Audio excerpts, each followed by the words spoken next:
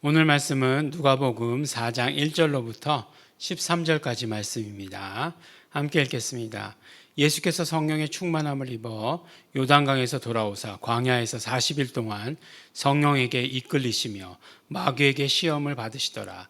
이 모든 날에 아무것도 잡수시지 아니하시니 날수가 다함에 줄이신지라. 마귀가 가로되 내가 만일 하나님의 아들이어든 이 돌들에게 명하여 떡덩이가 되게 하라. 예수께서 대답하시되 기록하기를 사람이 떡으로만 살 것이 아니라 하였느니라.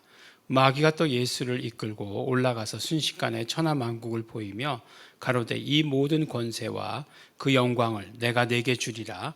이것은 내게 넘겨준 것이므로 나의 원하는 자에게 주노라. 그러므로 내가 만일 내게 절하면 다 내 것이 되리라. 예수께서 대답하여 가라사대 기록하기를 주 너희 하나님께 경배하고 다만 그를 섬기라 하였느니라. 또 이끌고 예루살렘으로 가서 성전 꼭대기에 세우고 가로되 내가 만일 하나님의 아들이어든 여기서 뛰어내리라. 기록하였으되 하나님이 너를 위하여 그 사자를 명하사 너를 지키게 하시리라 하였고, 또한 저희가 손으로 너를 받들어 내 발이 돌에 부딪히지 않게 하시리라 하였느니라. 예수께서 대답하여 가라사대 말씀하시기를 주 너희 하나님을 시험치 말라 하였느니라. 마귀가 모든 시험을 다 한 후에 얼마 동안 떠나니라. 아멘. 네, 오늘은 우리가 잘 아는 대로 예수님께서 시험 받으신 그 사건이다라고 하는 것을 우리가 잘 알고 있습니다. 그러니까 뭐 예수님께서 마귀에게 시험을 받으셨다라고 하는 그런 말씀의 제목으로 되어 있죠. 근데 누가복음에서는 그렇게 말씀하시는 것보다 이렇게 얘기하죠. 광야에서 40일 동안에 성령에게 이끌리시며 라고 이렇게 하시는 것을 먼저 말씀하시죠. 성령의 인도하심을 받으시고 그 다음에 마귀에게 시험을 받으셨다라고 이렇게 이야기하신 것이죠. 그러니까 마귀에게 시험을 받으셨다라고 이렇게 얘기하면 뭔가 이렇게 분리되고 혼자 계신 것 같고 외롭고 라고 이렇게 생각이 들지만, 항상 성령의 충만함을 입어 이렇게 모든 것들이 그동안에도 이루어졌다라고 하는 것을 말씀하시는 거죠. 그래서 40일 동안 금식하셨다는 거죠. 그래서 40일 금식이라고 하는 것이 예수님의 그 금식으로부터 유래된 것이다라고 이렇게 하고 따라서 많이들 하시죠. 저는 한 번도 지금까지 그런 걸 시도해 본 적은 없습니다. 한 4일까지는 금식을 해봤던 기억은 있지만 40일 이렇게 금식해 본 적은 없습니다. 아무리 억울한 일이 있어도 그렇게는 안 해봤습니다. 근데 이제 금식 후에 그 다음에 이제 마귀에게 시험을 받으셨다라고 이렇게 말씀하고 있죠. 항상 궁금합니다. 이 마귀에게 시험을 받는 이 사건, 이게 왜 꼭 필요한가? 예수님에게 이 사건이 꼭 필요했는가? 라고 하는 것. 그러면 그것이 가져다 주는 의미는 무엇인가? 그냥 우리가 단순히 이야기하기를 이 돌로 떡을 만들라 했더니 예수님께서 말씀을 인용하시죠. 사람이 떡으로만 살 것 아니요 하나님의 입으로 나오는 모든 말씀으로 살 것이다. 라고 이렇게 이야기한 거죠. 그러니까 그냥 어떤 생각이 드냐면, 무슨 사건이 있으면 그것에 대한 딱 맞는 말씀, 그것으로 이렇게 딱 이렇게 방어하는 것처럼. 예전에 어릴 때 애들 어릴 때 보니까 마법 천자문이라는 게 있었습니다. 마법 천자문이라는 게 있었는데 그게 이제 꼭 그런 방식이에요. 그래서 이렇게 어떤 상황에 따라서 글자를 이제 보여주는 것입니다.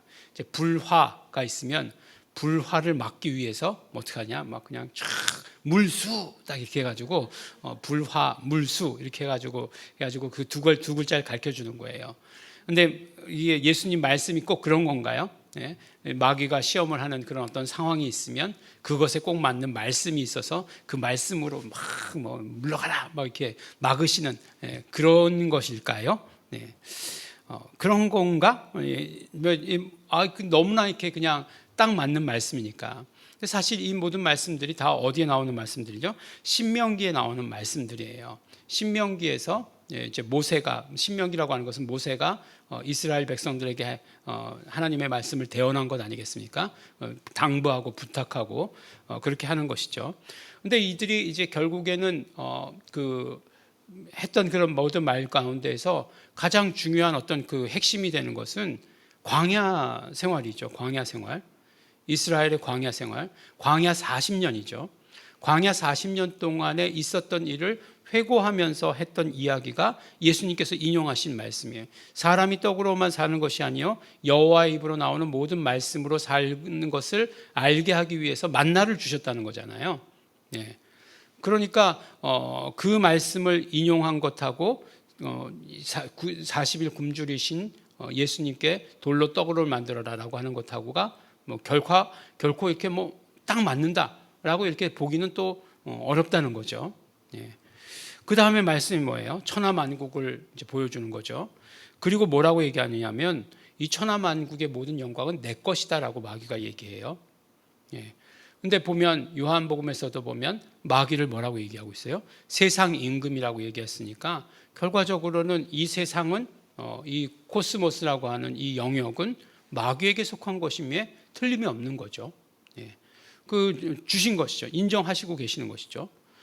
그렇기 때문에 그것을 너에게 보여줄 수 있다라고 이렇게 얘기할 때 신명기 6장 13절 말씀이죠. 내 하나님을 경외하며 그를 섬기며 그의 이름으로 맹세해야 할 것이니라 라고 하시는 그 말씀을 인용해서 주 너희 하나님께 경배하고 다만 그를 섬기라 라고 이렇게 이야기하는 거죠.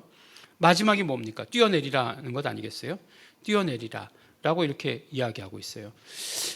근데 뛰어내리라고 말씀하시는데 주 너희 하나님을 시험치 말라라고 이렇게 예수님께서 말씀하시죠. 그러니까 정말 어떻게 예수님께서 역시 예수님이셔 이렇게 딱딱 마귀가 시험하는 거에 대해서 딱딱딱딱 맞는 말씀으로 이렇게 딱 어떻게 이렇게 막으셨을까 뭐 이렇게 생각이 되는 거죠. 근데 이 말씀도 인용하신 말씀인데 너희가 마사에서 여호와를 시험한 것 같이 그렇게 여호와를 시험하지 말라라고 이렇게 이야기하는 것이에요. 마사라고 하는 곳이 어디죠? 이제 그 광야였는데 광야에 나가서 물이 떨어진 곳이죠. 예, 물이 없으니까 이제 하나님을 원망했죠.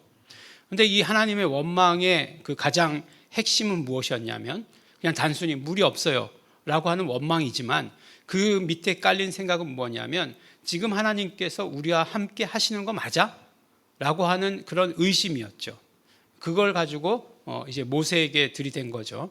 예, 하나님께서 지금 우리와 함께 하시는 게 맞아? 이렇게 들이댄 거죠. 그래서 원망하는 것이 표현형이죠. 원망은 표현형이죠. 그냥 단순히 원망이다.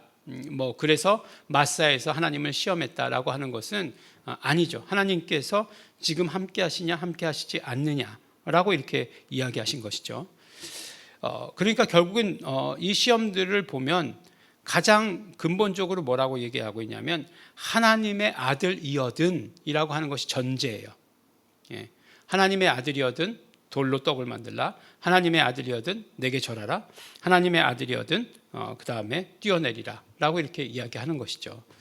그러니까 결국에는 이 시험의 의미가 무엇일까라고 이렇게 생각했을 때에 하나님의 아들이심을 이렇게 뭔가 이렇게 예수님 스스로에게도 그리고 우리에게도 읽는 우리에게도 알려주시는 것이 이 시험의 그런 어떤 목적이죠. 그다음에 하나님의 아들이 오신 것이 결국에는 이게 제일 처음 사건이에요. 제일 처음 사건인데 시험 받으신 것이죠. 어떤 면으로 이야기하면 마귀와 어떤 십자가 전쟁 전에 미리 전투를 벌이신 것과 마찬가지시죠. 그것을 통해서 우리에게 알려주시는 것이 무엇이냐? 하나님의 아들 예수 그리스도라고 하는 사실과 더불어 그걸 더 분명하게 말씀해 주시는 것과 더불어서 하나님의 아들 예수 그리스도 이 땅에 오심은 마귀를 대적하시기 위함이시다 라고 하시는 것을 우리에게 알려주시는 것 아닐까. 근데 마귀와 대적해서 결과는 어떻다고요? 결과는 승리죠. 승리라고 하는 그 사실을 우리에게 알려주시는 것이죠. 그래서 이제 어떤 그런 영적 전쟁의 서막 이렇게 이야기하는 거죠. 그래서 보면 그 다음에 예수님께서 다니실 때마다 더러운 귀신들을 보면 예수님을 보면 발작하는 것 아니겠어요? 뭔가 이렇게 하여간 뭐 공격적이고 그 다음에 모든 것들을 회방하려고 하는 그런 것들 아니겠는가 하는 것이에요. 그렇지 않습니까? 우리가 예배를 정말 이 영적인 그런 어떤 집중력을 가지고 예배를 드리려고 할 때 조금만 뭐 어떤 것들을 가지고 이렇게 방해하려고 해도 흐트러지잖아요. 마음이 흐트러지는데 심지어는 이 땅에 오신 예수 그리스도를 굉장히 어떤 것으로 파괴하려고 했던 그런 것들이 있는 거죠. 마치 예수님의 비유 가운데 나오는 그런 말씀들처럼 그런 말씀들처럼 이제 아들이 왔다. 아들을 죽이면 우리가 이 땅이 다 우리 것이다 라고 생각했던 것처럼 그런 어리석은 그런 포도원 농부들처럼 결국 마귀가 그렇게 생각한 것 아니겠는가 라는 그런 생각을 해보게 되는 거죠. 어쨌든 뭐 다 알 수는 없습니다. 다 알 수는 없고 그 의미를 다 캐낼 수도 없죠. 이 말씀을 가지고 얼마나 많은 목사님들이 얼마나 많은 메시지를 냈습니까? 그러니까 그 메시지를 하나하나에 다 이유가 있는 것이겠죠. 그렇지만 어쨌든지 간에 예수님께서 시험 받으신 것들이 꼭 필요했고 그러나 그것은 성령님의 인도하심을 받았고 하나님의 아들이심을 드러내시게 되었고 영적 전쟁을 선포하게 되셨다라고 하는 사실은 분명하다라고 하는 사실을 오늘 우리에게 말씀해 주십니다. 그러므로 영적 전쟁 가운데 승리하신 예수님, 우리도 이런 영적 싸움 가운데서 이겨야 되는 거죠. 마귀와 다투신 분은 마귀와 싸우시고 이기신 분, 승리하신 분 예수 그리스도세요. 우리가 마귀와 싸우진 않아요. 우리는 그 쫄자들의 그런 어떤 속임수가 여전히 남아있는 것과 우리는 싸우는 거죠. 예수 그리스도의 승리의 공로가 우리에게 있으니 오늘도 우리 정말 예수 그리스도의 승리의 공로를 의지하시는, 경험하시는 우리 성도 여러분 되시기를 예수 이름으로 축원합니다. 기도하겠습니다. 하나님 아버지 감사합니다.